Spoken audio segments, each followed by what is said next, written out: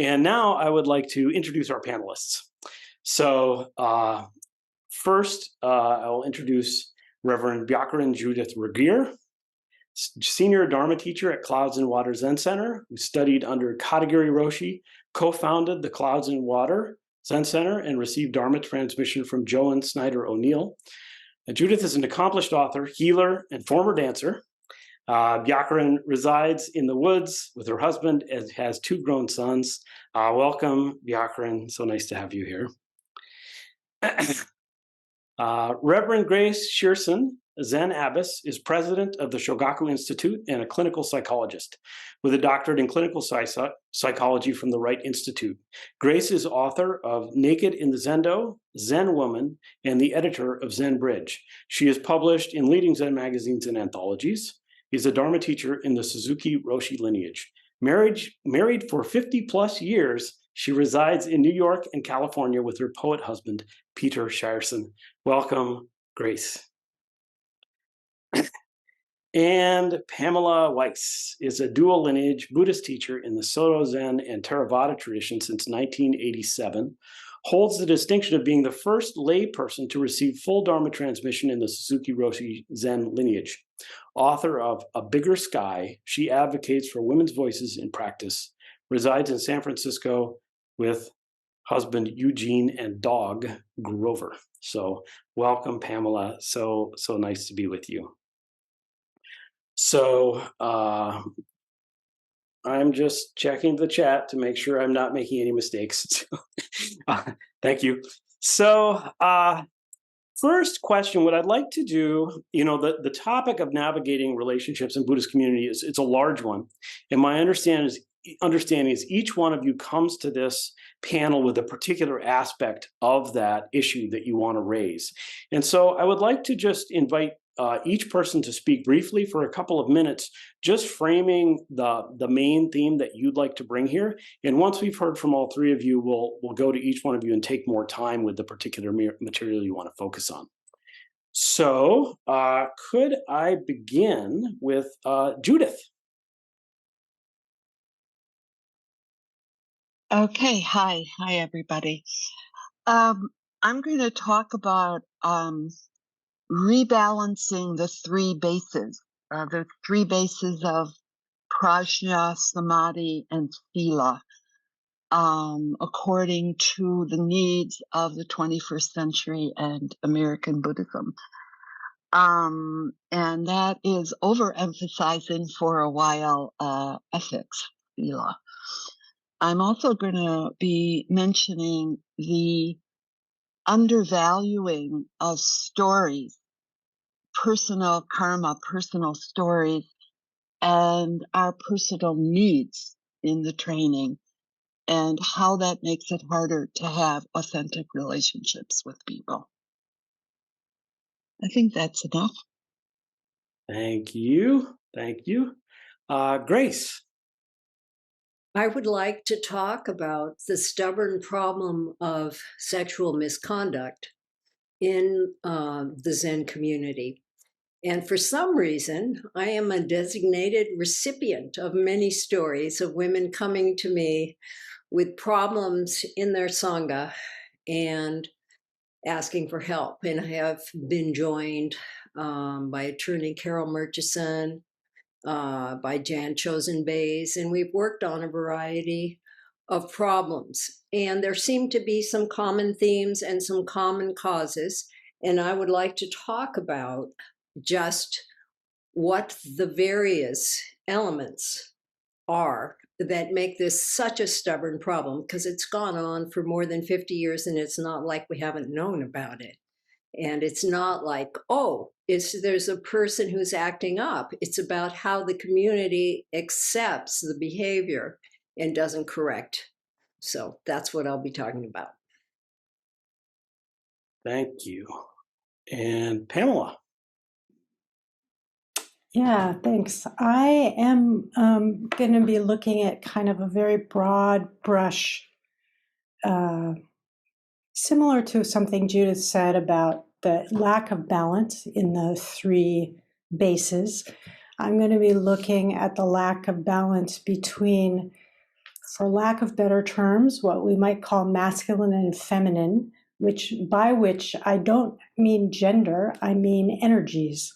So as they're described in traditional Chinese medicine, sort of yin and yang. And for me, exploring this has really helped provide a lens to understand some of the why that Grace was referring to, why we have repeated difficulty, why we have difficulty navigating relationships in our lives and in our communities.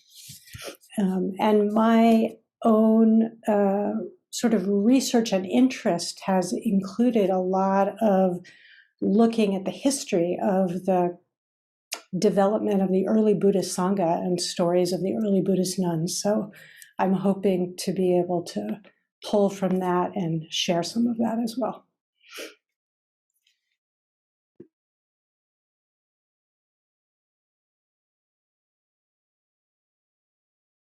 You're muted, Ben. I'm a total pro, everybody. Thank you, friends.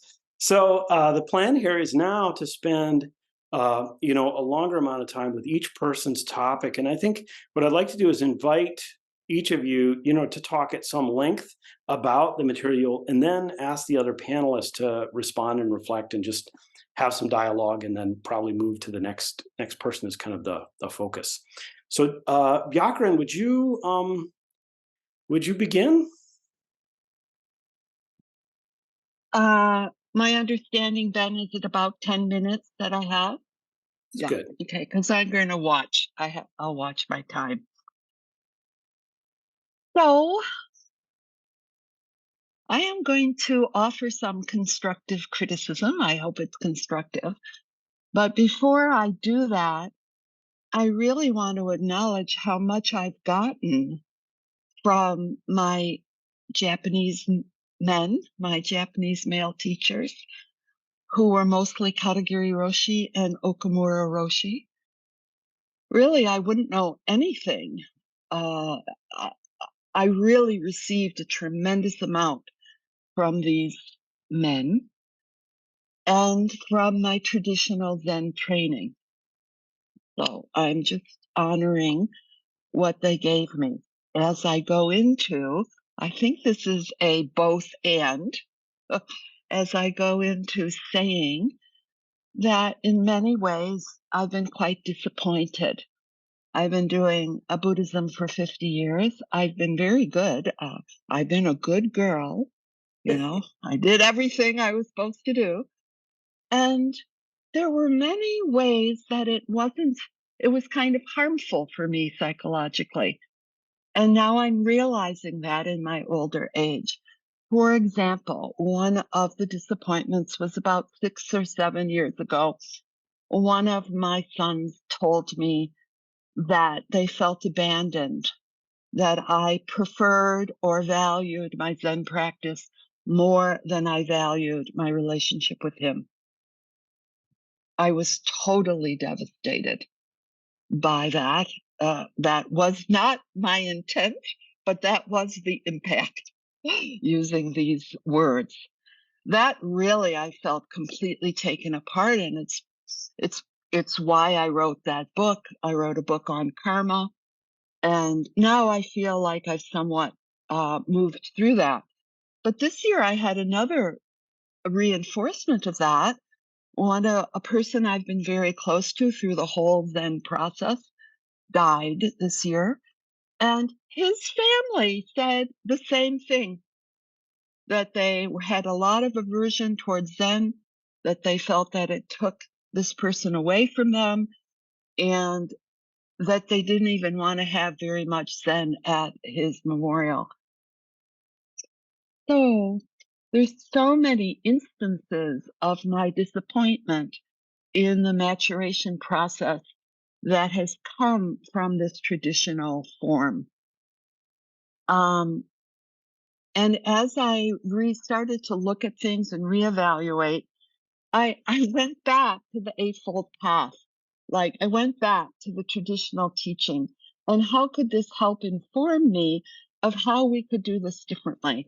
And just for fun, because I'm into illustration, this is the triangle of the three bases, which forms the Eightfold Path. Wisdom, prajna, samadhi, and sila. And I like to think of it as a three-legged stool. And when one part of a stool gets more emphasized than another part, the stool begins to wobble. And so I've really studied this wobbling through the use of skillful means of the three bases. So, for example, in prajna, in wisdom base, I have always learned it mostly based on emptiness. Just really understanding emptiness, understanding interdependence, and a prejudice or a privileging of emptiness or wisdom. Now, what I would like to suggest is that as we go forward, that we include Buddha has two arms, wisdom and compassion, and that we begin in the wisdom base to include compassion, to include the divine abodes. I'm sure you all know this: loving kindness, compassion, joy, and equanimity. But to bring it up so that the compassion practices are considered equal to the wisdom practices. And I'll just say, many years ago, I started to do guided loving kindness meditations in the Zendo, and I thought all the men were going to walk out because it wasn't Zazen, and it was interfering with their concentration, and words are not where it's at, and I got a lot of pushback. But I also continued to do whatever I wanted. And so the community got used to it. Now I know they do it a lot. And I think that it is starting to happen in Zen centers from what I can see, but not enough, in my opinion. Then if we go over to samadhi, or the unification of the mind, I think karmically, especially coming out of the 60s when convert Buddhism really started, we were very hyper-focused on concentration, mind states, hallucinations, getting away from life through mind states. And you can count me in. That's what I wanted myself. And it's almost disassociating in a certain way. It's almost addiction or intoxication in a certain way. And I'm going to say, which I know is very heretical, I'm going to say I think we should meditate less and use some of that energy to focus on character development, to focus on psychological balance, to focus on maturing of our life, our one precious human life. And that moves us into sila, ethics. And I have found this to be very not developed in practice. Like Katagiri Roshi would give lectures on the precepts only during Jukai, right before Jukai, which was every 3 years. So it was introduced, but an 8-week class on the precepts doesn't change or interrupt your self-centeredness. It really has to be focused and deeply integrated. Like there was one teacher I knew and respected, and I felt like, wow, that's a great idea. She took the whole Sangha through a precept every year and delving deeply into it. What does it mean to be honest, for example? And how does that apply in the Sangha? How does that apply with the teacher? How does that apply with your children? How does that apply at work? So that kind of using our spiritual practice energy to study sila, I think would really help our relationships and would rebalance our three-legged stool. And what's interesting for me is in my lineage, the main 4 ceremonies, 3 of them are the transmission of the precepts. They're not about sitting meditation. Right in the middle of Jukai, you don't sit down and do zazen. It's about offering or receiving or giving the precepts, but we don't carry that through in our training, in my estimation. And mindfulness is all well and good, but if mindfulness isn't in alignment with your values, if mindfulness isn't in alignment with the precepts, so what? What good is it? A thief can be really, really mindful, know exactly when the click of the, lock goes. But if we haven't grounded ourselves in alignment with our values, then things go awry. So I think if we brought up the study of the precepts of right speech, of wise finances, that would help, really deeply help our relationships. And this thing about privileging concentration. So the last 6 years, I have been learning nonviolent communication, which I think is wise speech. So then I say to myself, nobody acknowledges that I'm still studying Buddhism, practically. A few people do, but they think I've gone outside the training. And I'm saying, why do we love it when someone goes to the monastery and sits for 5 years, and we don't love it when someone spends 5 years on wise speech? To me, that's out of balance. And this alignment with our values will really bring forth accountability.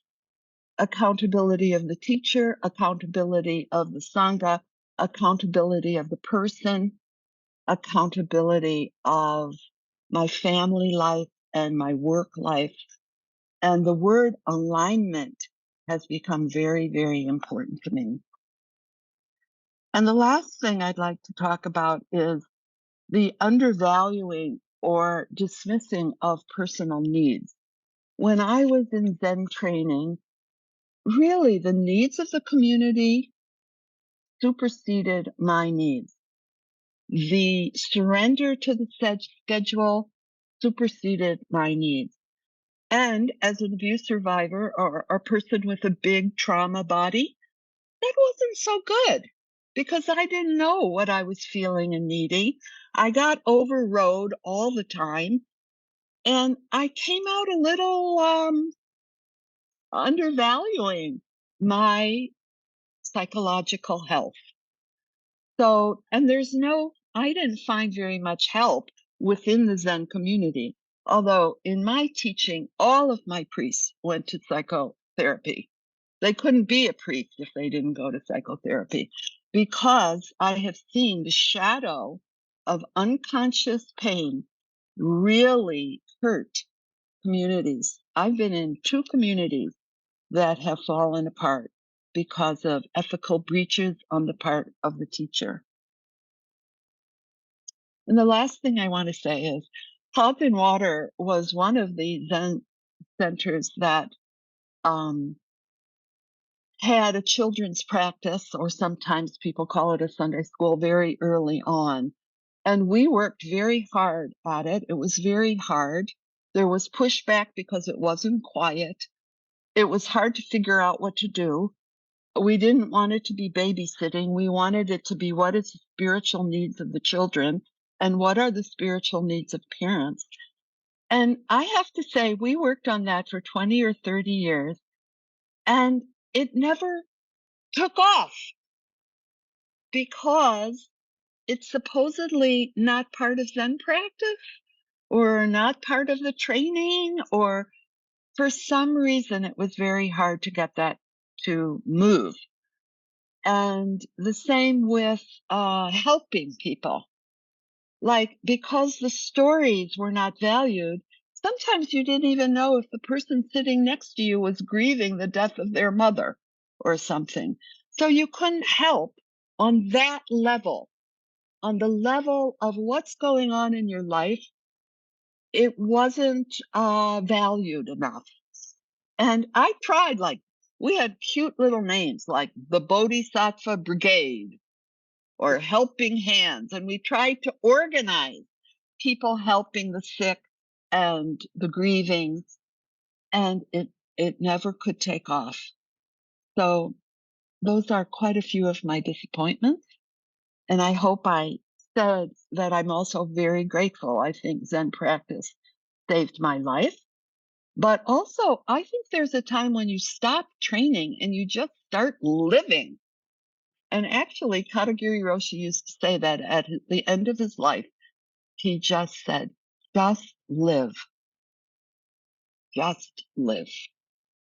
So thank you for listening.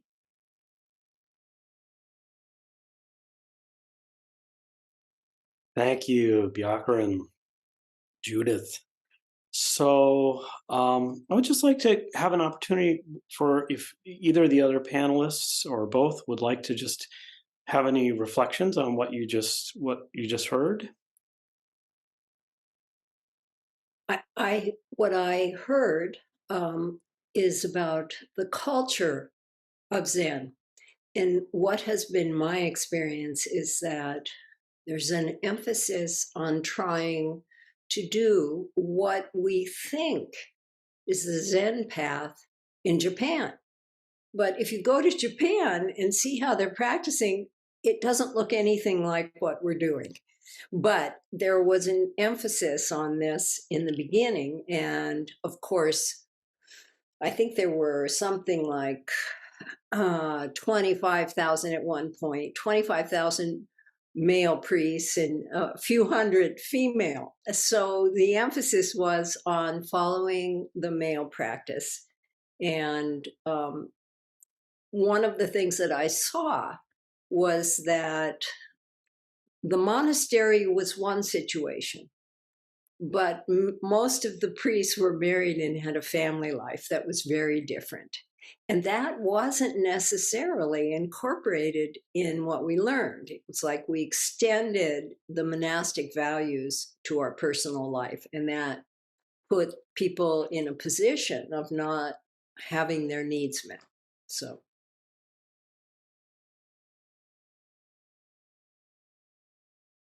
Thank you.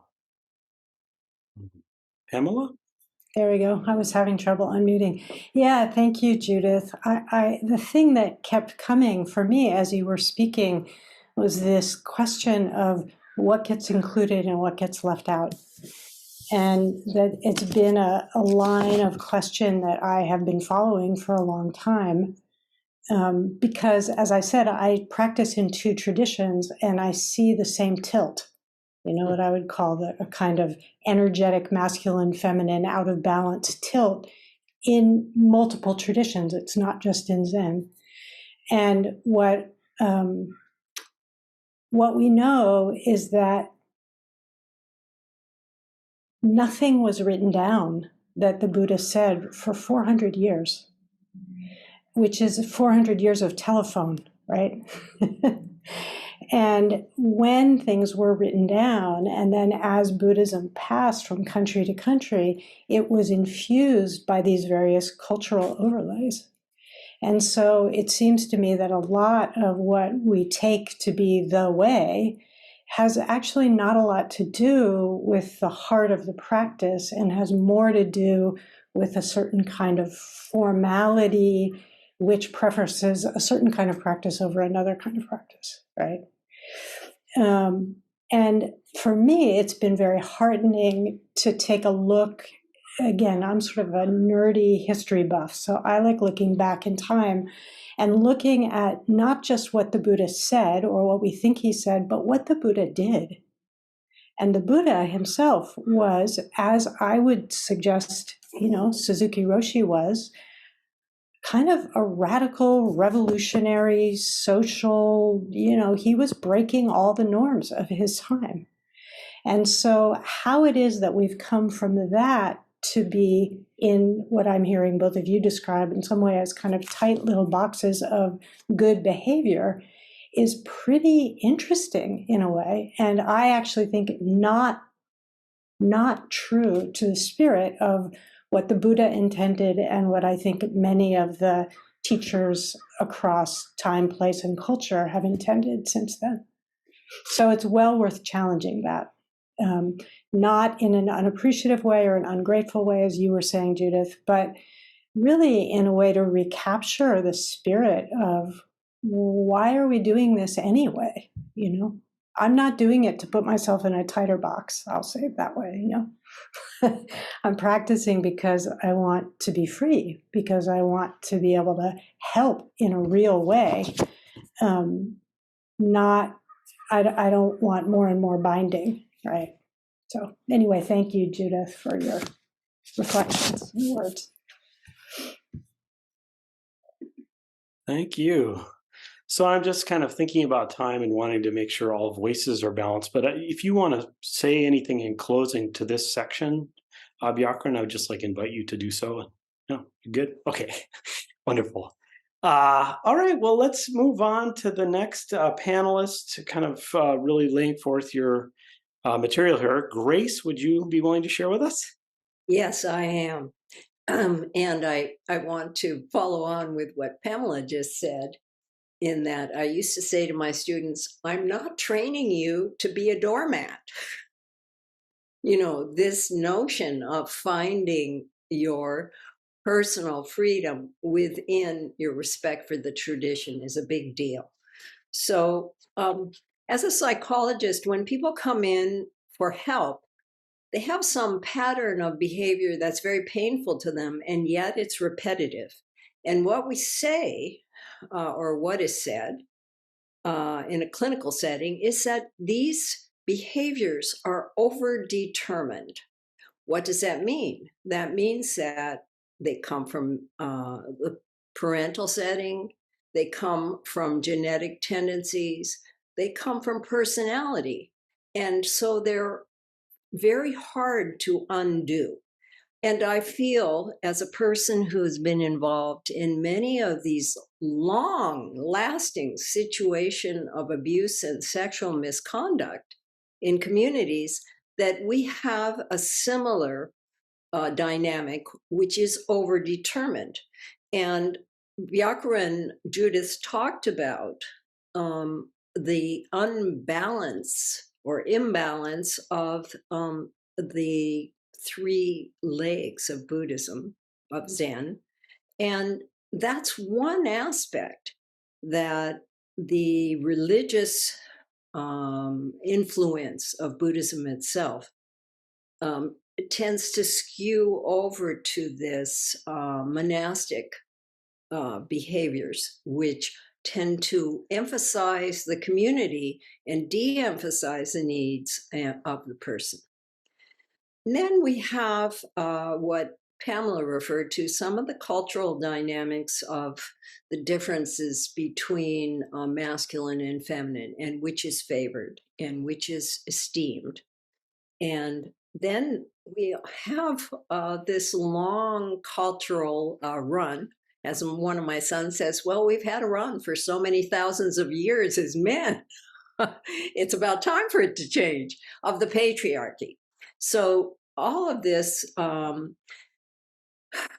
overdetermines what happens in a community when things start to go askew, and particularly the legal aspects of it, the misunderstanding of the board of directors thinking that their job is to support the teacher rather than the community. So when someone comes forward, it's about how do we keep our teacher above and beyond scrutiny, and blame the person who came forward.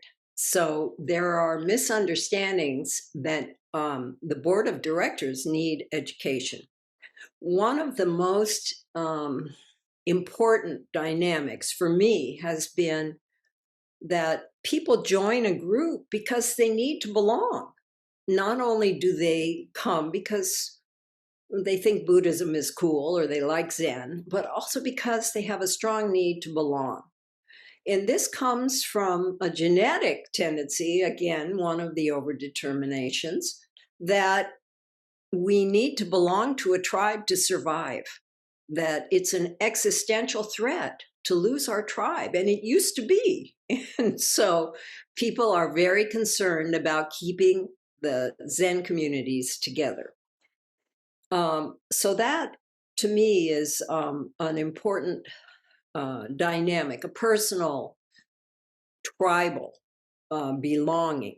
But another aspect is, how do groups stay together? And if we look at cult dynamics, we see some things that should alert us to problems in our own Zen community. For example, the scholars in the cult community say the first dynamic of danger is zealous and unquestioning commitment to a leader. This cannot be.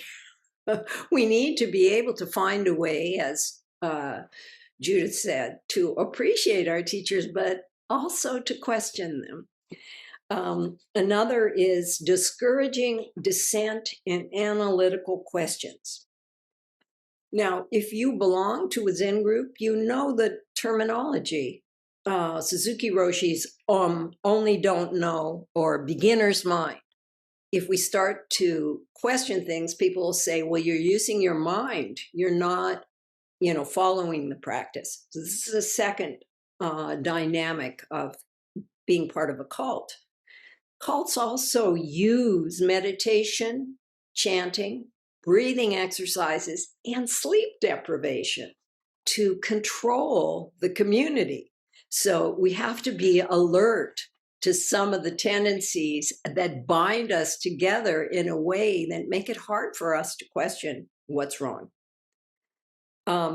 Another dynamic, according to the cult scholars, is that the community dictates personal choices in clothing, occupation, relationships.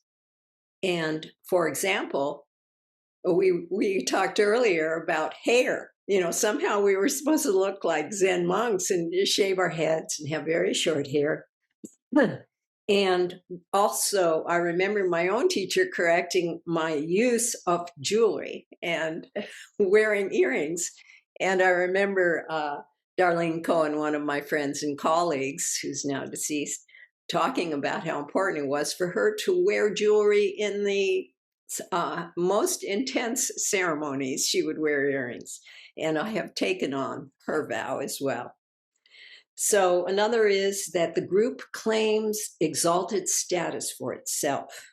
When we say, I take refuge in the Buddha as the perfect teacher, or the Dharma as the perfect teaching, or the Sangha as a perfect community, we are saying our practice and way of being together spiritually is better than others.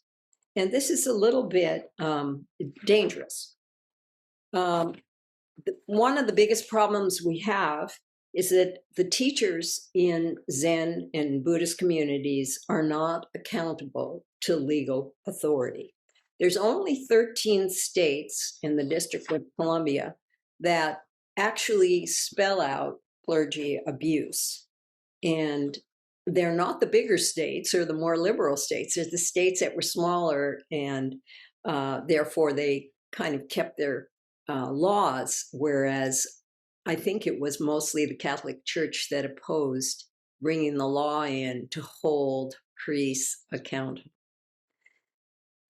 Another one of the cult dynamics that we see enacted in a Zen community is the end justifies the means.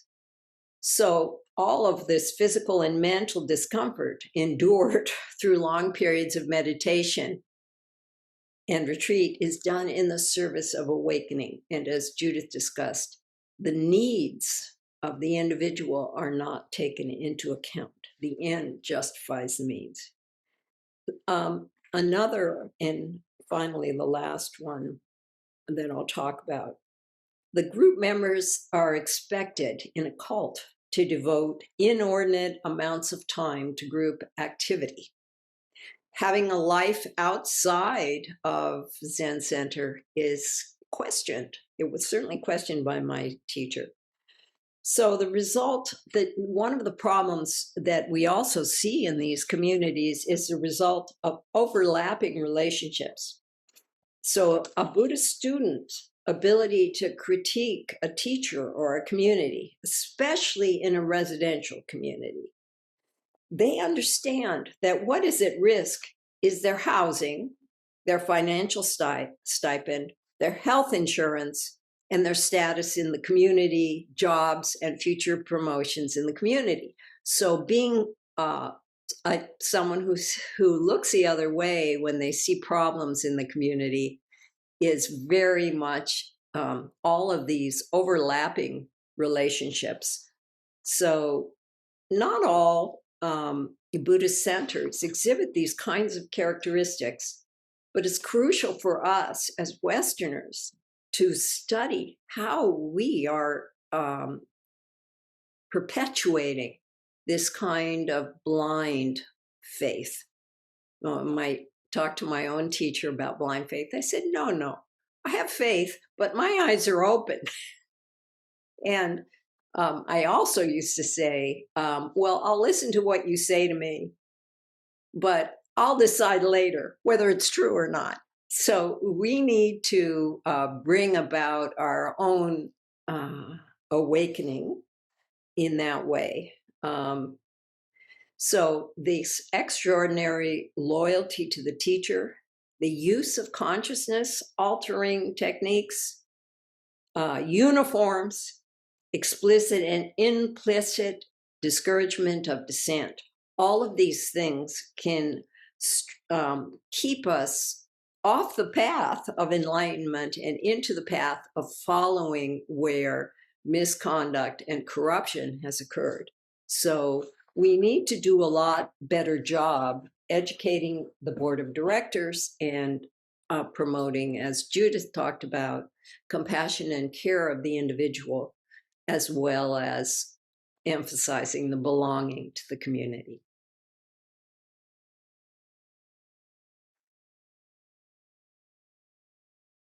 Thank you so much, Grace. And I'd just like to open up to the other panelists and see if you'd like to say anything. I would. Kind of make me sad, Grace, because I was in such a community. And it was very hard for me to leave. And I did leave. I did leave before it blew up. It blew up like a year and a half after I left, because I was actually one of the accountable balancers, the woman teacher, co-teacher. But I left. And when I left, I was all alone. And I was ostracized by the community because they didn't want to hear what I had to say. So that's when I did the doc retreat. I sat by myself outdoors for like 4 years without a sangha. So it was quite a bit of sacrifice for me to say, I can't be here anymore. And the last thing I'd like to say is that same community invited me back to heal up the trauma. And often the cleanup teachers are women. I'll just thank you for speaking so truthfully.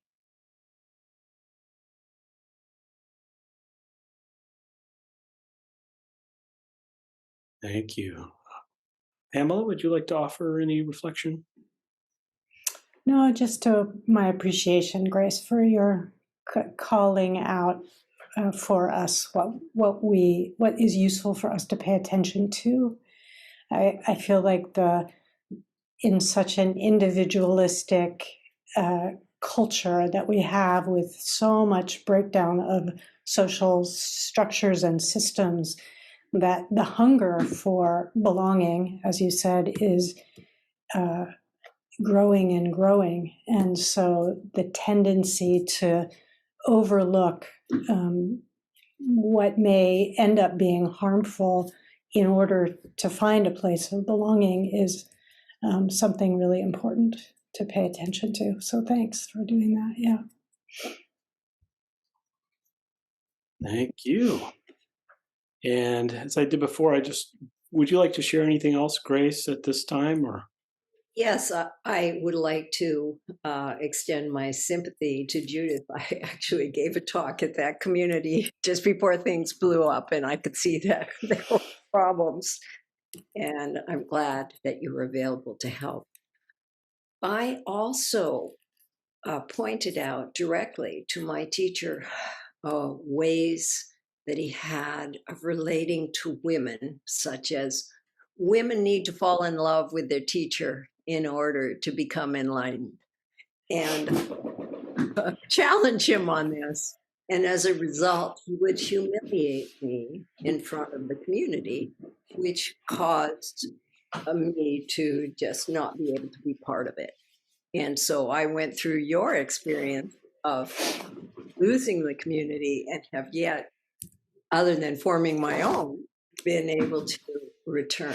So speaking out when you see something that's not quite right, whether it's a serious breaking of precepts or whether it's just an attitude, when you speak out about it, there's a high cost, very high cost.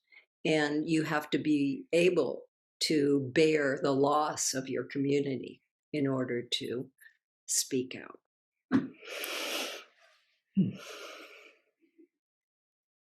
Thank you. Thank you for that.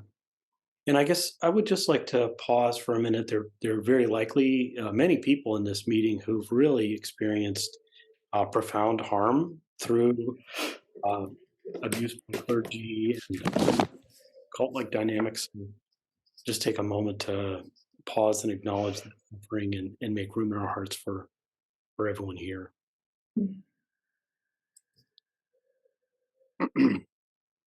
And thank you for bringing this up, Grace. Really appreciate it. And now I'm going to move to Pamela. Would you like to share? Yeah, thank you. I'm reverberating a bit from my colleagues' words.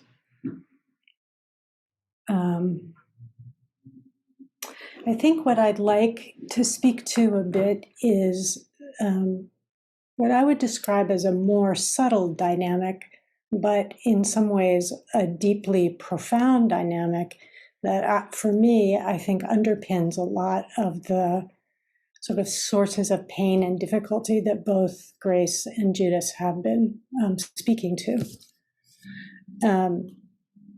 And, you know, in a word, we could say that is a tilt, is how I think of it. A tilt in, as I said at the beginning, kind of masculine and feminine energies. And by that, I really mean those energies that exist in all of us, right? It's the active or the passive, the dark or the light, the fast or the slow, the cognitive or the intuitive and embodied, those different qualities that in traditional Chinese medicine, we know when those energies are in balance, that means the individual is in good health.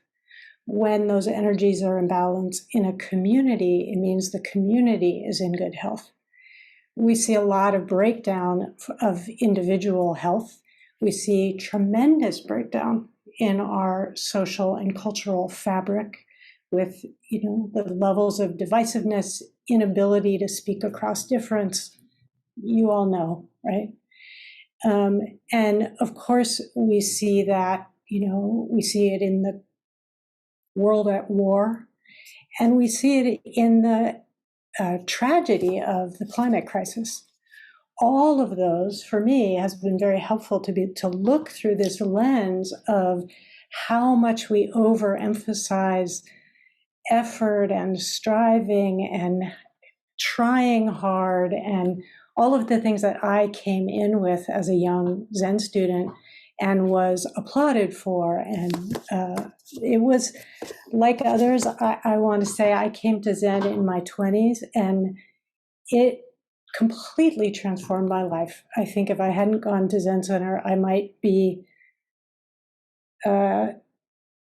in prison or in jail or in a hospital somewhere. I mean, it really was a profoundly fortunate place that I found myself, and was enormously healing for me. And particularly in my case, because I chose to leave at a certain point and get married and have a lay life, which I have continued, that created a kind of outsider status for me, which has continued to this day. And that's what we see, I think, with these kind of energies out of balance, is that there's an inside and an outside. There's the, here's what it looks like when you're doing it right, and then here's what everybody else is doing. And I don't think that was the Buddha's intention. It's very clear from looking way back that the Buddha described on his deathbed that he didn't want to die until he was sure, he was reassured that the fourfold Sangha of monks and nuns and laymen and laywomen would be firmly established and would be able to continue, go forth, practicing the Dharma. But what's happened over time is that there was a privileging, there was a hierarchy that was established, and we all have some degree of experience of that when we enter communities in which often it's very unconscious. And that was certainly true for me, the unconscious piece of it. And I think that even when there's not an egregious kind of abuse of power or sexual abuse, as Grace and Judith both spoke to, there are subtler but nonetheless very profound ways in which we experience that kind of tilt, right? With the teacher up here and the rest of us down there, and various things that Grace was speaking to. It's interesting, I was remembering as we were speaking that when I sat, I think my first practice period at Tassajara as I was in my 20s, monk, I sat next to this Japanese Buddhist nun, a woman who'd come from Japan and was visiting various American monasteries. And she was just with us for a couple of weeks. And at the end, we had tea with her, and somebody said, "So how is Buddhism different in Japan for you than it is here at Tassajara?" And she used her hands and went like this, and she said, "In Japan, men and women like this. At Tassajara," and it was hard to see the tilt, because when I came into Zen Center, women were running things. There were lots of female teachers. There were women who were in positions of power and authority. So the tilt was harder to catch. And I'll tell one more story, which I've written about quite a bit, but it is the most vivid for me. And it has to do with chanting of the names of the lineage. And behind me, you see there's a circular diagram, which is a picture of the female ancestors, which I bow to both Grace and Judith, who are very much responsible for creating that document that was used in my Dharma transmission ceremony, and which is now increasingly being used in both Jukai and Tokudo and Dharma transmission ceremonies. But when I was a young student, I loved doing the bowing and chanting that went with reciting the names of the ancestors. And I loved learning their stories and finding out about them, because it made the whole thing so human. And some years after I had spent some time at Tassajara and then came back, the names of the women ancestors being chanted was announced. And I had memorized all the names of the men because of my time there, but I didn't know the names of the women, the acharyas. And so at some point I just put the chant book down because I couldn't find the list. And I just sat in the room and listened to the names of these women being chanted. And when the chanting ended, I burst into tears. And I tell that story because I think we often don't know what we're missing. It's been done a certain way. And until we step out or until something new gets introduced, we just adapt to this is the way it is. And I want to suggest that this is not the way it is. That, again, Buddhism has shifted and shape-shifted over time throughout thousands of years across multiple cultures and languages, and that's happening here as well. And so it's important for us to pay attention. And for me, it's been, to pay attention for where those things may be out of balance within us and within the communities that we're practicing in. And for me, this will be the last thing I say here, that the story of Yasodhara, who was the Buddha's wife, is one of the most difficult stories for me in the Buddhist canon, because from a very simple perspective, Gautama, her husband, left her with basically a newborn son and went out on his spiritual quest. This is kind of horrifying for anyone who has ever had a mother or been a mother, right? That the father figure in the family would just leave. And Yasodhara in the Pali Canon, the earliest Buddhist text, is not even referred to by name. She's referred to as the mother of Rahula, their son. So that was how split off women became in the history and the context of Buddhist teaching and practice, even though we know that the Buddha intentionally created this fourfold Sangha, even though we know, because of the existence of the Therigatha, which is the oldest religious text of women's spiritual experience, we know that there were women there. We know that they woke up and they found their own expression of the Dharma. But over time, those stories have been written out. And again, I bow to my colleagues here who have done all kinds of research to pull those stories forward. And just to say, for me, how nourishing it has been to, as I learned the stories of the male ancestors who I bowed to and chanted their names for so many years, to start digging in and find the stories of the women, not because women are better than men or men are better than women. It's not that. It's because the women got left out.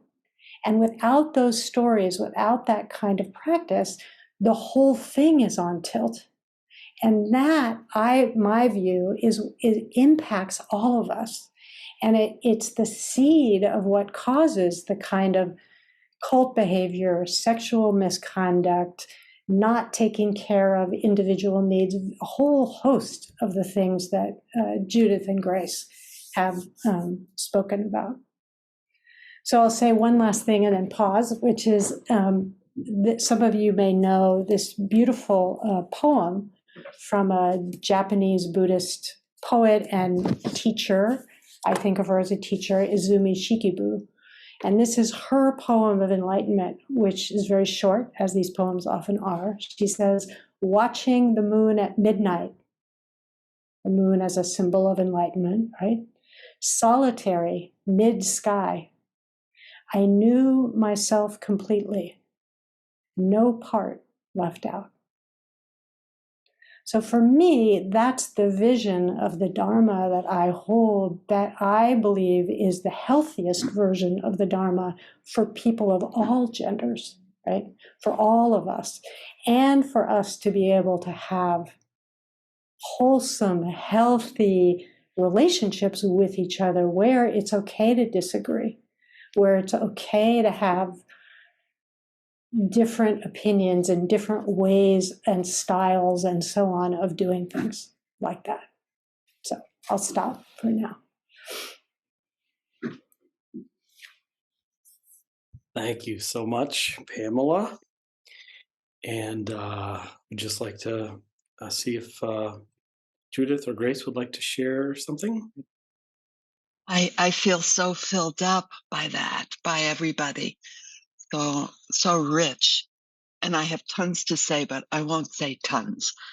One thing about the structure, when I was the guiding teacher, I did a lot of female feminist. I brought in a lot of stuff. I lectured a lot, but the structure held the masculinity, and nobody was willing to look at the structure. So I actually felt like I had to leave because I couldn't do it anymore. I felt claustrophobic in the Zen structure. So I'm encouraging everybody to be okay with changing the structure or being innovative.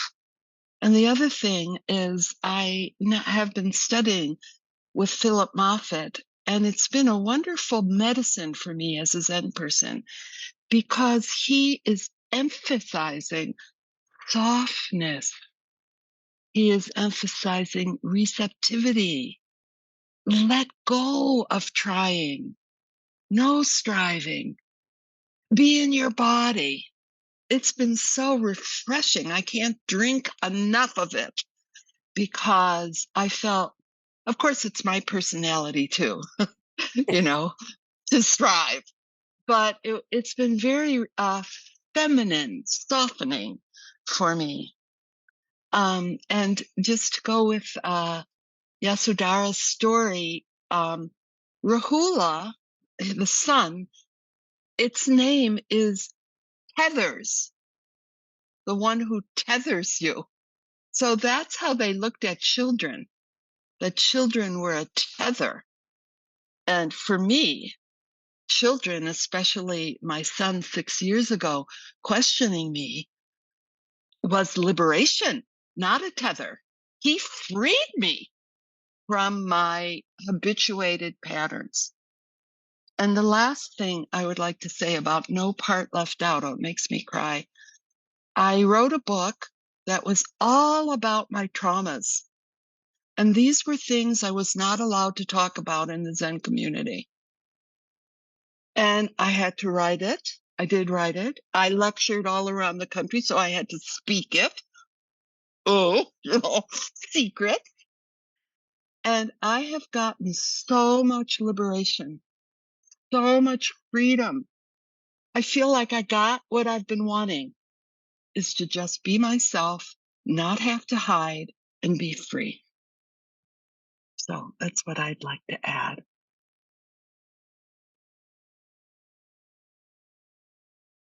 So,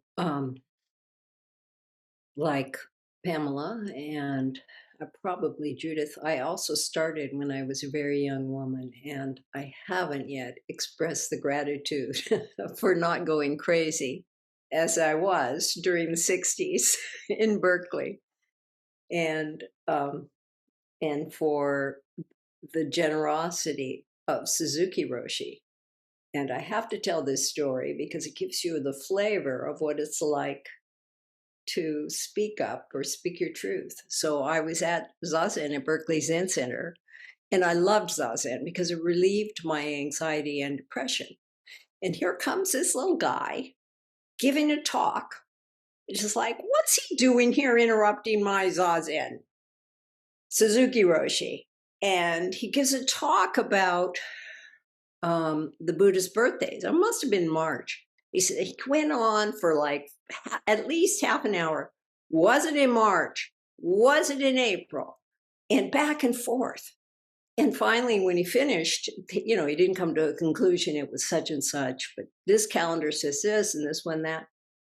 When he finished, of course, I was a student at UC Berkeley at the time, and that was the time of the free speech movement and all the opposition. So I raised my hand and I said, "Who cares?" And I thought the entire room was trying to dive under their zafus. They were so embarrassed by me. And Suzuki Roshi looked at me and said, if there was a Buddha, we should know his date of birth. And if we can't determine his date of birth, why are you sitting here this morning? Okay, smarty pants. That kind of did it. You know, everybody else who was so embarrassed at the opposition and maybe he set up the whole talk to bring out this kind of question, but there it was.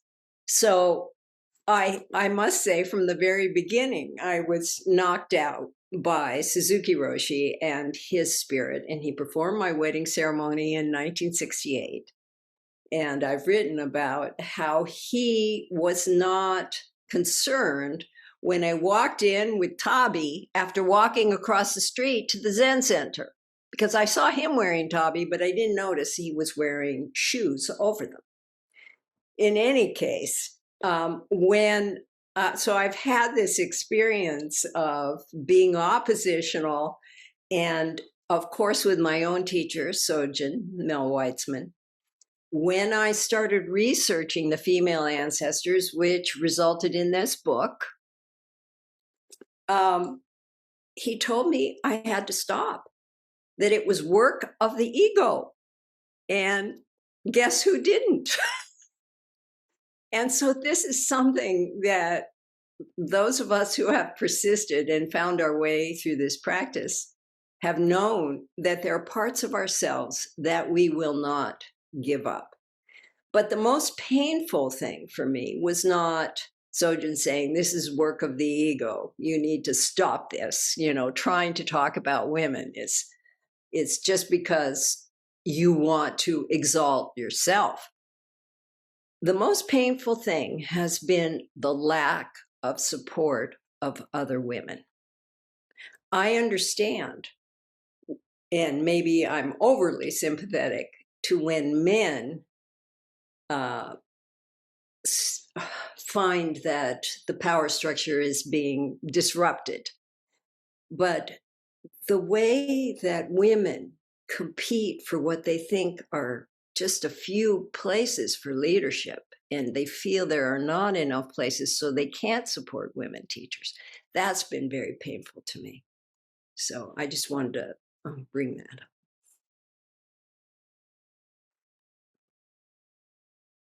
Thank you. Thank you. So as I've been doing with each one of these sections, having heard a couple responses to your remarks, Pamela, do you want to say anything at this moment? I just want to tell, in the spirit of, sort of riding on the shoulders of especially Grace, who did all of this wonderful work, digging up stories of the women, Zen women ancestors, that there is this wonderful alternate story about Yasodhara, the Buddha's wife. So in the early teachings, she just disappears. She doesn't have a poem in the Therigatha. She doesn't become a nun. She just poof, She gives birth to this fetter and she disappears. But there is a later teaching that describes this beautiful kind of mythic parallel path that the Buddha sometimes is described as the one who goes forth, and Yasodhara is sometimes alternately described as the one who stays. And she, in this version of the story, stays home. And so again, for me, as someone who ran into some difficulty within the structures that we've been talking about in the Zen system, because I chose not to ordain as a priest, but to stay as a lay person, her story became real ballast for me. And a sort of mythic version of it is that for the 9 years or something that the Buddha traveled around and studied with all these different teachers, one version is she remained pregnant for that whole time. And at the moment of his enlightenment, she gives birth. So probably that didn't really happen, but who knows? But the other version is just to understand that he went out on this kind of solo renunciate path, and she stayed home. and took care of the family, tended the hearth.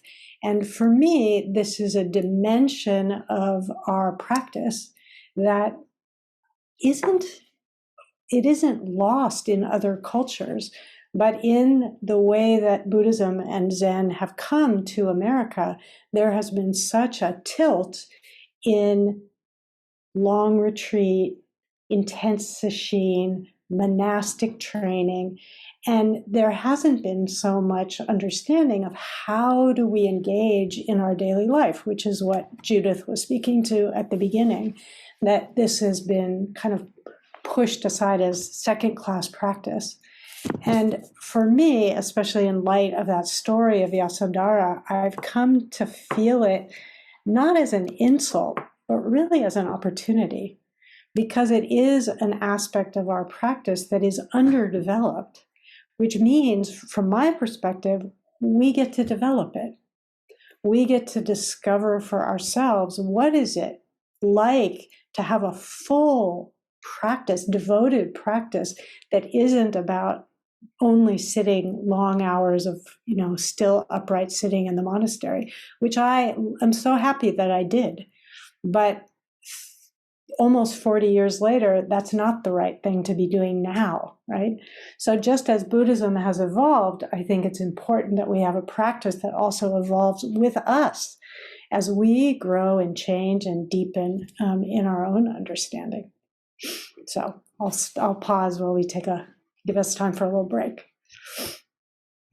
Thank you. So thanks to all of the panelists here. And yeah, let's have a little break. Why don't we come back at 10 till? So I'm not going to say a time because we're on at least 3 different time zones here. But in about 5 minutes at 10 till, we'll resume. And maybe at that time, we'll begin soliciting some Q&A from folks. So we'll see you shortly. Thank you.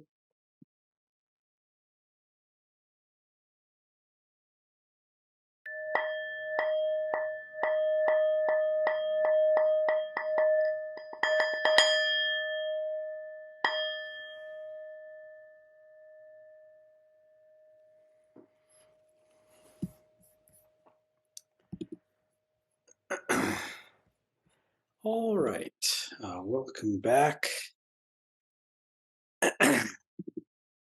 So, does it feel, let me just ask the panelists, would you like to move on to start taking questions from the other folks here? Does that feel good? Okay. So we are inviting you to send questions through the chat. I'm going to, I may be curating depending on how many questions they have, and then I'll read the questions to the panelists so we don't all have to take off all our glasses and lead into the screen to try and read. You're welcome to. But I'm just going to give it a minute. So if people just came back and you want to ask a question at this moment, you have a minute to type it in so you don't have to feel like you're multitasking.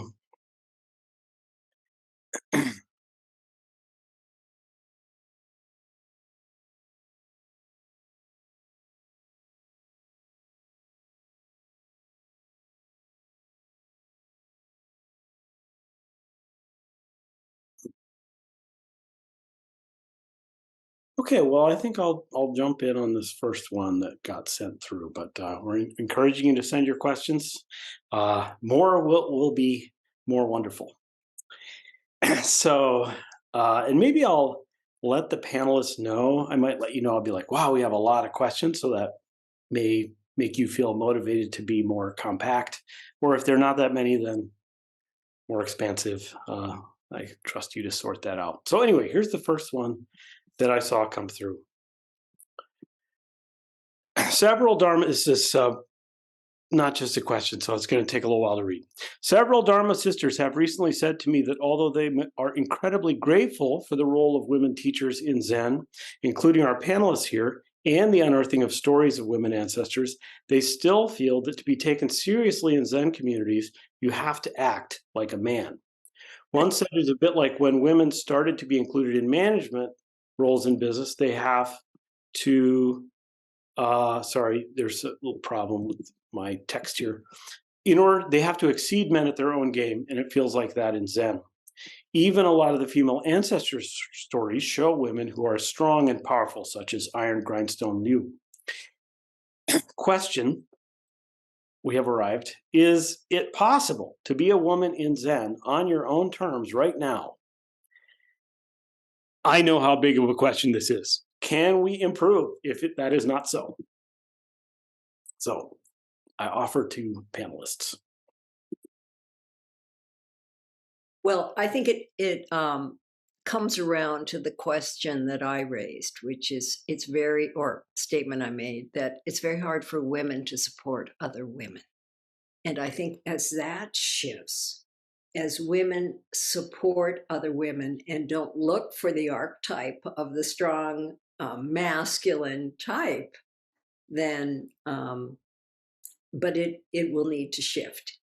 And it will shift in that way, in my belief, that women understand that there's a place for the feminine in our practice, and they support it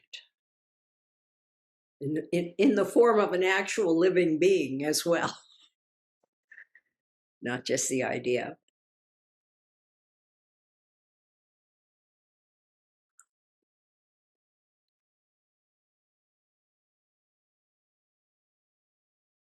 Well, this is a very hard question for me because I left. I couldn't see the freedom that my spiritual life was maturing to, blooming into. I couldn't see it fostered in the Zen community. However, I still think I'm doing Zen. I think I'm a wonderful example of a mature Zen teacher or student or practitioner, but I'm not following any external structure. And I feel so happy. And I'm moving to Los Angeles to be with my sons, almost as an amends that they are very, very important to me. And I'll move my whole life to be near them. And karmically, I just think that's a beautiful thing that we can do that. So I'm sorry. I feel like the answer might be no, at least for me. But that doesn't mean at all that the essence of Zen dies. What is the essence of Zen? It's being fully alive in your one precious human birth, receiving the moment exactly as it is, and finding loving responses to the external environment. And I'm very devoted and committed to that.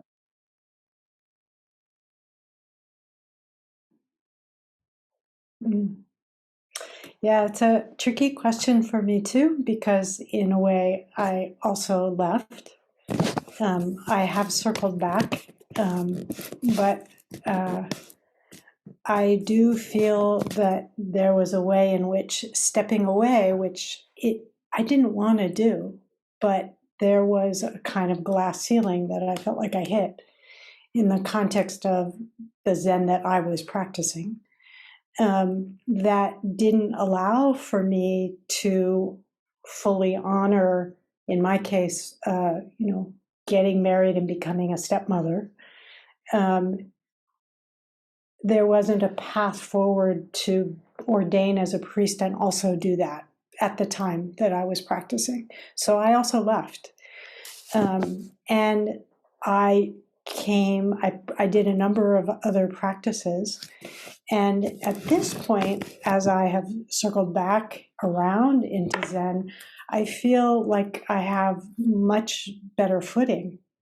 I've seen a lot of different perspectives. And so I feel much more confident in not being, what's that word, sort of fundamentalist, about this is how it's done.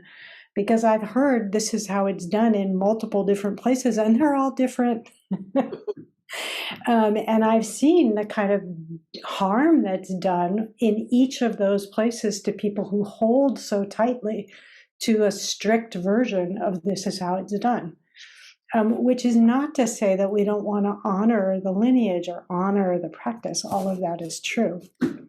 And one thing I will add is that in the insight tradition, so I also am a teacher through Spirit Rock Meditation Center, and I did 5 years of teacher training and lead retreats in that context.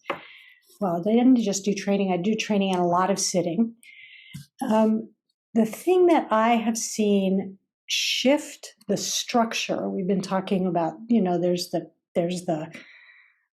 teaching and then there's the structures. The thing that I have seen shift the structures in the insight tradition the most was the very intentional diversification of the community. Because as the community began to bring in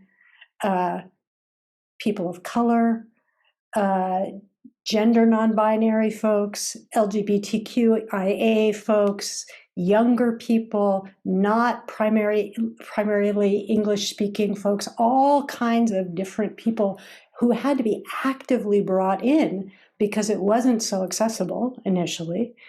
What started to happen was that the culture started to shift.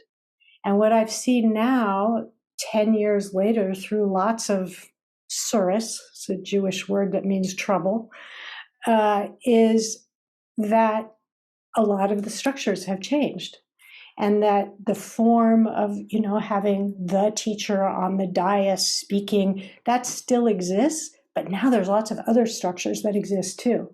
There's much more of a process of having breakout groups and having people talk to each other and having the whole group sit in a circle and. And as those begin to become more of the norm, it shifts everything. It begins to really shift the culture and shift what's possible. And for me, that's just super exciting because we need to have different structures to meet the particular circumstances that we're in now. And there's so much creativity that's possible without, as Judith was speaking to so beautifully, without losing the essence of Zen, right? Without losing the essence of, the beautiful teaching that Suzuki Roshi gave to Grace. That spirit of meeting the moment and meeting each person right where they are with tremendous love, really, and willingness to see the beauty of each person. What about that? Rather than how long can you sit with your back upright and your knees aching? So there's a place for different parts of practice, and we have a lot of room, I think, to grow and extend into different kinds of forms of practice.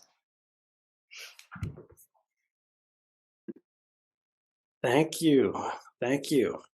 So I'll just let our panelists know. I think we have a half a dozen questions here and about a half an hour to be together. Or actually, I was maybe going to invite folks to make some closing comments. So about 25 minutes for the Q&A, just so you can think about what you want to do.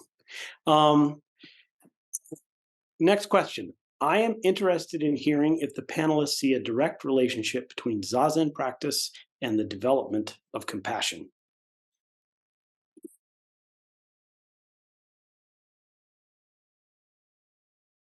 Well, I will make a statement. I do not. I see Zazen practice as a way of getting to know yourself and how you're responding to the world. But I think compassion, one of the ways this came up for me was through the Soto Zen Buddhist Association and the membership requirements and the favoring of monastic training, because supposedly the monastic people had developed more compassion. But I actually did not see that. I saw that there was more of an exclusive feeling about those who had done the monastic training than an exclusive feeling about that. So I think compassion needs to be explicitly practiced and understood. And perhaps one way to do that in a Zen center is to develop projects, soup kitchens, helping the homeless, and so on, to talk about compassion and what that means. Well, I have a little different answer. First of all, what is Zazen? So Dogen, who my dear, I'm a Dogenite, I have to say, and he says, have no designs on becoming a Buddha. How could that be limited to sitting or lying down? So I would like to suggest that Zazen, even from Dogen's point of view, opens up to your whole life. Are you connected with your higher consciousness? Are you coming from love? Are you aligned with the precepts as you're going through your life? And that's Zazen to me. So that's one answer. And the other answer I have is, I think meditation practice is very informative for developing love. Because I feel like when I'm in my manifest consciousnesses, Judith Regier doesn't know how to love that well. She doesn't know how to forgive that well. My ego is pretty feisty and I hold on to resentments and so forth. But when I get into my larger consciousness, my energetic body, the larger consciousness, no problem. No problem. The field of love, the field of forgiveness is totally right there. The divine abodes are the expression of how Buddha reacts in the world. That's how he reacts in these, he or she reacts in this field. An enlightened, open, higher, connected with our higher consciousness will be loving, compassionate, joyful, and equanimous. So that for me, they're very much connected. I would agree. For me, I don't know which tradition I learned this in, so excuse me if I'm blurring the lines here. But in the spirit of the topic of our talk today, I feel like Buddha, Dharma, Sangha, it's all relationship. And in the simplest way, I feel like the years and hours, the weeks and months that I've spent in silent practice, some of it in the insight tradition, lots of it sitting zazen, that was me learning how to develop a loving relationship with myself at its best, right? And in the context of being in a community, it's extending that ability to meet not just myself, but other people and, my teacup and the trees and the world with that same responsiveness, not from my, as Judith was describing, not from my reactive ego self, which will probably never be free or happy. But it might get quiet enough that I can begin to recognize that there's something else that has the possibility of responding. And that training, I'll say it the flip side,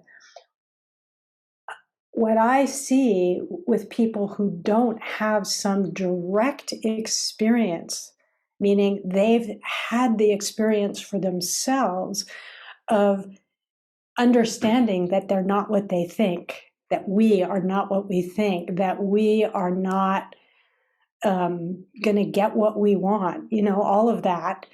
Without that, it's just endless. The cycle of samsara just keeps turning.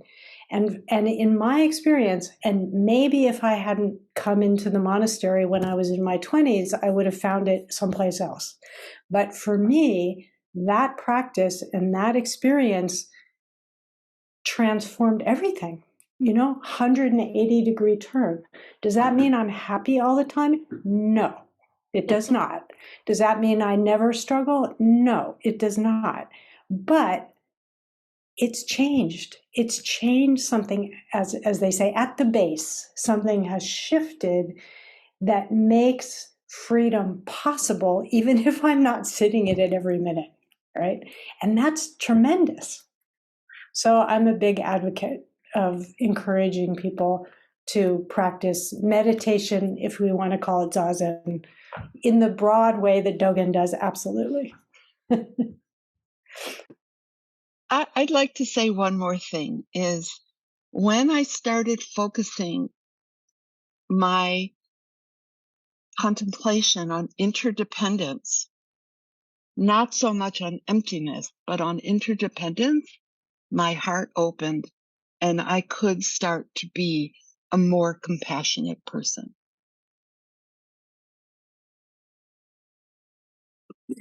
I kind of feel like now we need a follow-up conversation just on the relationship of compassion and practice with the three of you. So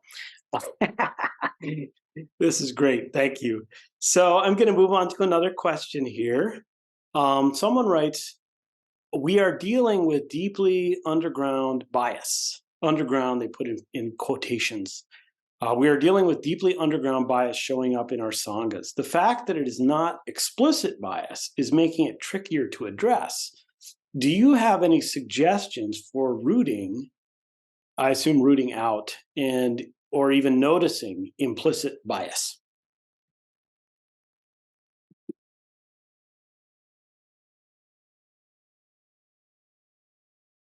I think more Zen centers are practicing a council practice where they can talk about feelings in a circle. And I think that this is the place to start talking about, I'm feeling that there's some unconscious or underground bias, and this is what it feels like to me.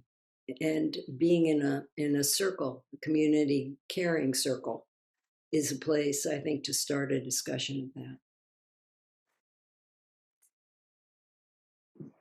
I like that. It comes from Zen. I don't remember the source of it, but that image of looking at the sky through a lead tube, a tube.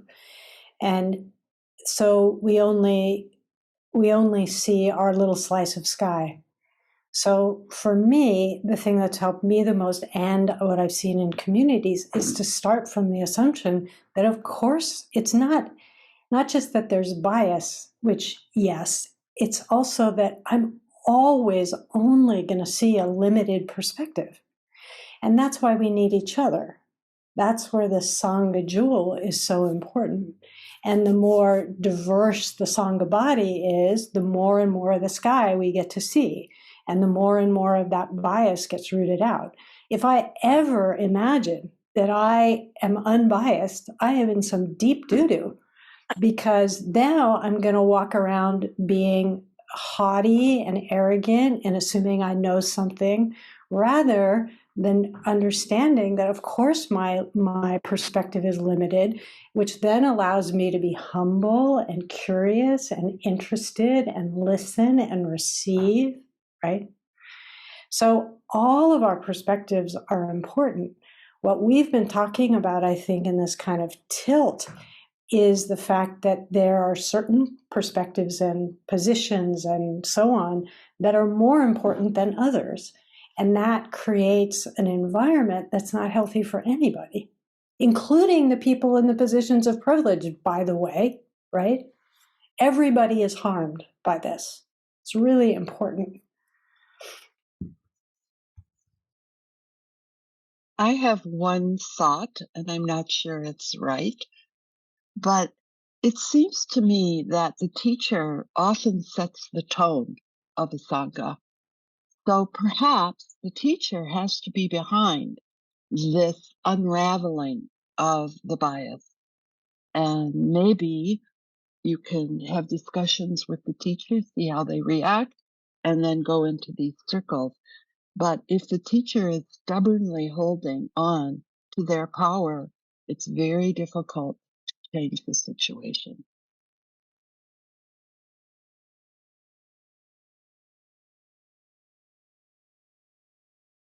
Thank you. All right, does that feel complete on that question? All right, I'll read you another one. How, as a woman in a Sangha, do we express our need for being ourselves, our feminine selves, being with our family, children, and also give to the community with the desire to be on a priest path? What are some of the steps that need to be taken to make this more accessible, both by Zen communities and individual women? And do you think that change can come fast enough?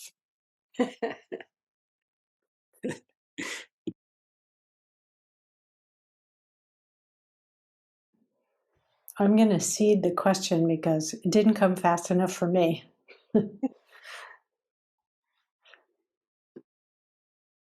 I know this was something that my teacher brought up when I wanted to be a priest, that I was married, I had children. My children were in college. And this, what he saw as an obstacle, and kept trying to convince me to go the path of a lay teacher. And I think you have to first for yourself know this is the path that you want. And then you need to find a teacher who understands that this is the path that you want and belong to a community that supports that path. I did have a discussion with my teacher about this finally, when he kept saying to me, no, you should be a lay teacher. And I said, no, I want to grow up to be like you. And I said, one of us has our head up our ass, and I won't stop arguing with you until we decide who it is. And so I prevailed. But it was a struggle, and I didn't even have young children. So I see this as a kind of bias, and it might be useful to get a group of women together who support the development of women as priests in the community. That might be useful rather than fighting it out, duking it out on your own.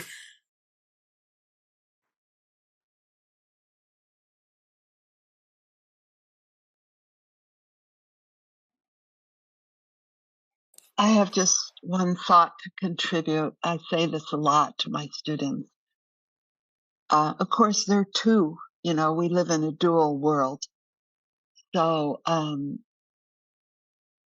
there's your private practice and your institutional practice. And this is just my opinion, modest opinion. Your private practice is the most important practice, that every single day you are in alignment with your wise intention. So that's very important no matter what is going on in your life.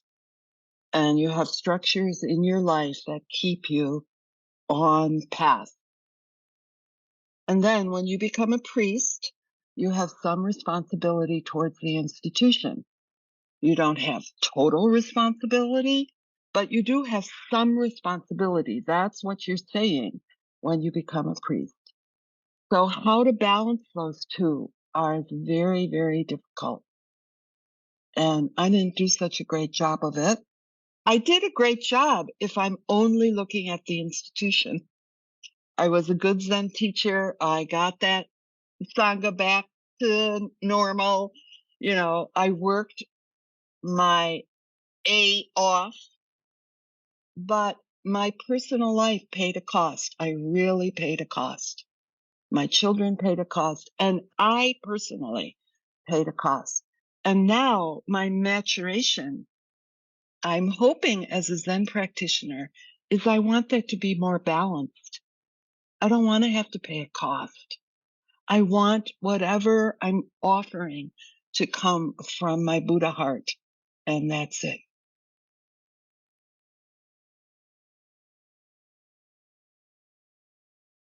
Thank you. So, Just looking at the time, we had some nice positive feedback for you in the chat. Maybe I'll pass that on to you later. So, we got a little less than 15 minutes. Maybe we could do one more question for you all, and then just some brief closing remarks. Does that feel good to everybody? Okay, so there are a few here, so I can't get to everyone's. I apologize for that. So some groups / leaders discourage personal sharing of personal trauma, difficulties during Dharma discussions. Sharing can sometimes seem like oversharing, which makes some people in the group uncomfortable. Any comments on setting the tone of personal sharing so it's encouraged, respected, and balanced? Well, I'm a firm believer that people need to be very careful about personal sharing with a group, because the sense of exposure after sharing, and particularly when you've been in a group that feels very supportive, you may open yourself up a little bit too much. And it's my experience as someone who's led group therapy that when that happens, the person leaves the group. They feel too exposed. So it's good to have a practice leader to talk to about personal trauma rather than start in the group, start there and work through some of it until you're more comfortable with what you have to share and why you would share it with the whole group. But also there are, I think, groups, Zen groups that are successful have not only the larger lecture setting, but they have smaller groups where people can relate more personally. And I think having that structure is very useful.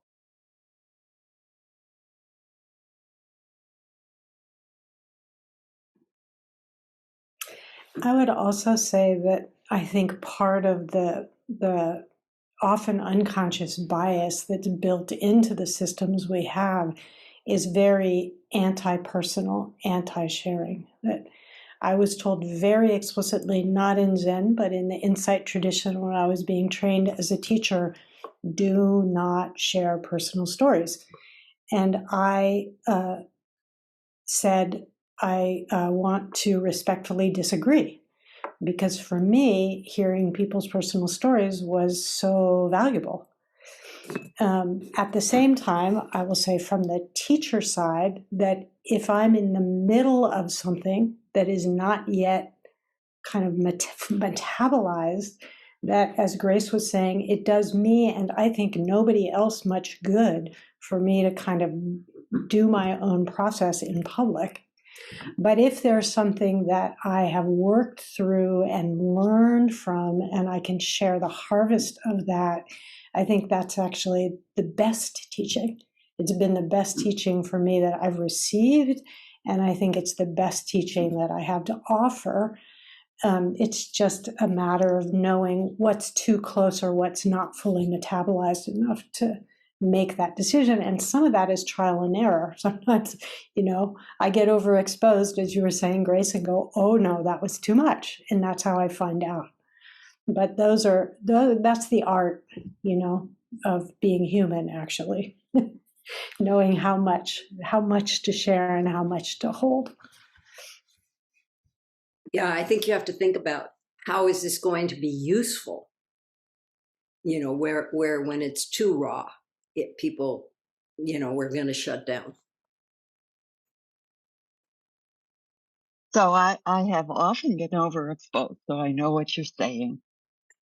And actually, as a Zen teacher, after sesshin, even if I've been lecturing on Dogen, I feel overexposed. And it takes me days to come back to, I'm okay, no one's going to yell at me.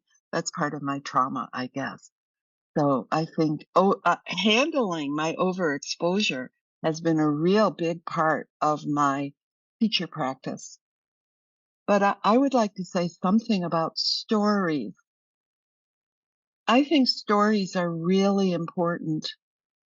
I think the narrative, your karma, is really important, and it's been dismissed in Buddhism in all of the Buddhist world.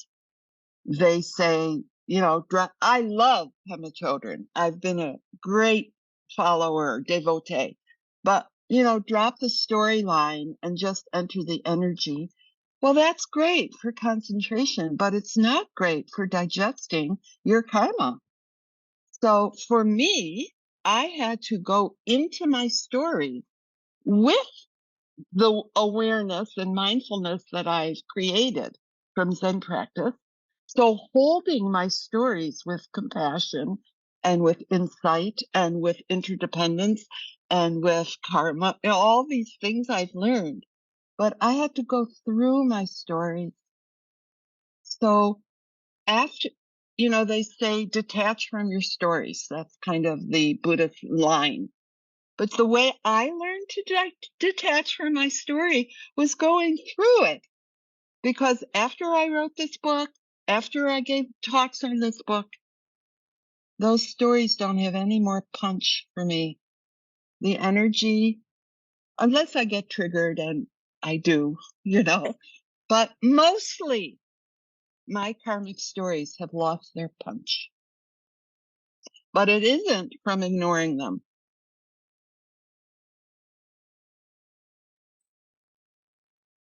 Well, thank you. Thank you so much. And thank you to the many people who sent other questions and reflections through the chat, which we don't have time to get to because there's a lot of people here. So really appreciate you just sharing. And we just have a few minutes left. I wonder if I could just ask each of our panelists, whatever you'd like to say in closing before we part.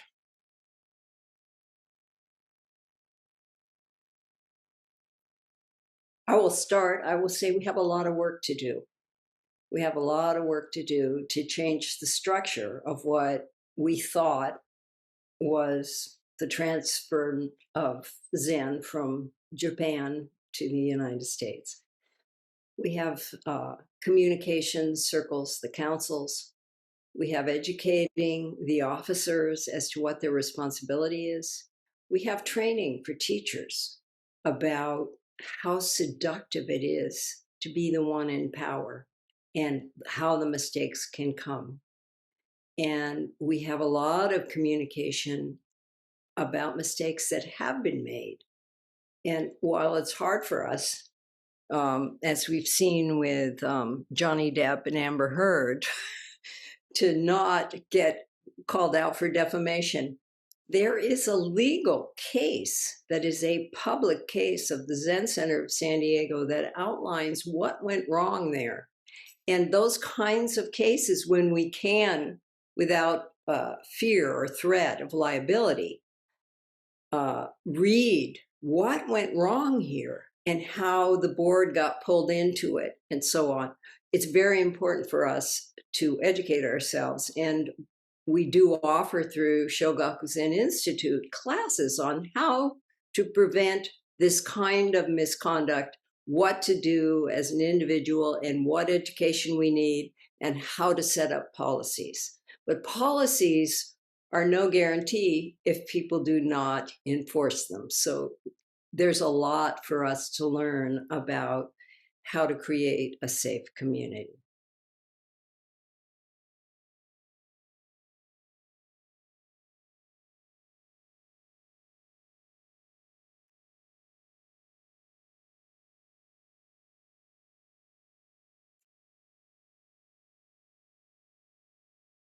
Well, I just will say I found this very enlivening.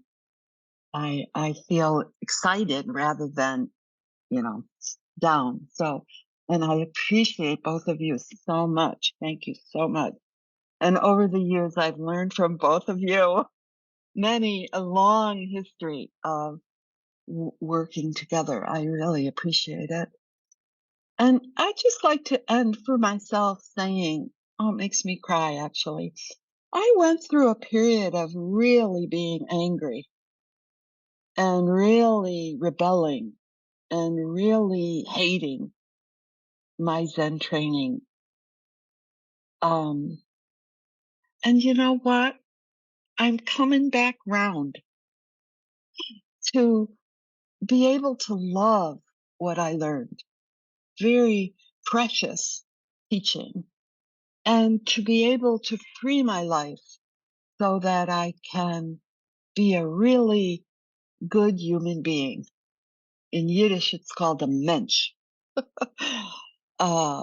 I just want to be a good human being. And I don't want to be above people, and I don't want to be below. And you know what? That's my Katagiri Roshi would call that your original reason for practice. My original reason for practice was I wanted to be a good human. So, and I think that the precepts can lead us there.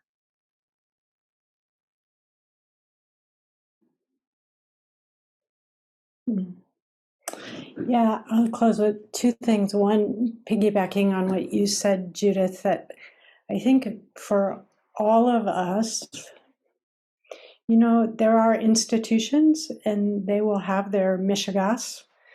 And there's each of us with our original reason for practice, with our heartfelt wish to, you know, take on the bodhisattva vow, to transform our lives, to help the world.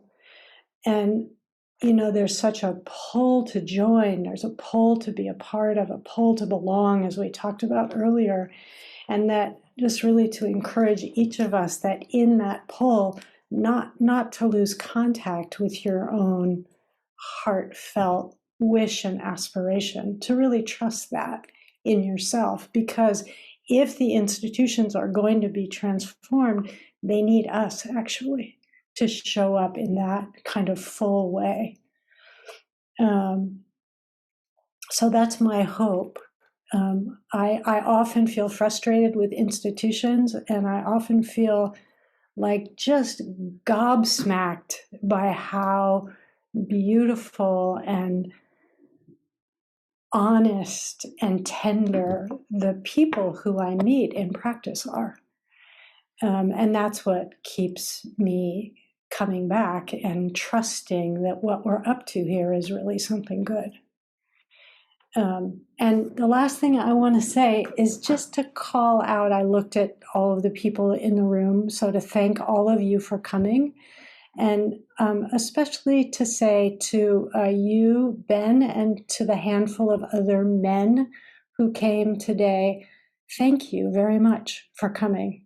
Because for me, I do a lot of talking about women in Buddhism and all of what we've done today. And it's very common that it's mostly women who show up for these conversations. So I feel a deep appreciation for those of you who I always think of are like Ananda in the story, you can look it up, who are really advocating for and supporting and standing up for voices and perspectives that are more often overlooked and underrepresented. So thank you to Judith and Grace, but thank you to everybody who came forward today to join us. Well, thank you all so much. I offer a bow to the three panelists and everyone who's joined us. I do, before we part, just want to encourage people to look into the chat. There's a couple links that I'd love to see you open before we leave. One is a feedback form, just so we can, SZBA wants to offer programming that supports you effectively. And so if you click on that and send us that feedback, that really helps us. We take this to heart. Another thing is there's the link for the Celebrating Voices of Women Buddhism series. So you can click on that and see what's coming up. We have a lot of great offerings. And lastly, the donation link. So SZBA is just a little nonprofit. I don't even want to tell you how dinky our budget is. And, you know, with all our institutional failings, we are a bunch of people who love the Dharma and love each other. And so, you know, making a donation does help us to do what we do. So I'm so grateful to Judith, Grace, and Pamela for, you know, sharing your wisdom and your strength and vulnerability, and to everyone else who brought your questions forward and came together here. So may our practice here be for the liberation of all beings. And I will say Goodbye. Thank you to everyone. Bye-bye.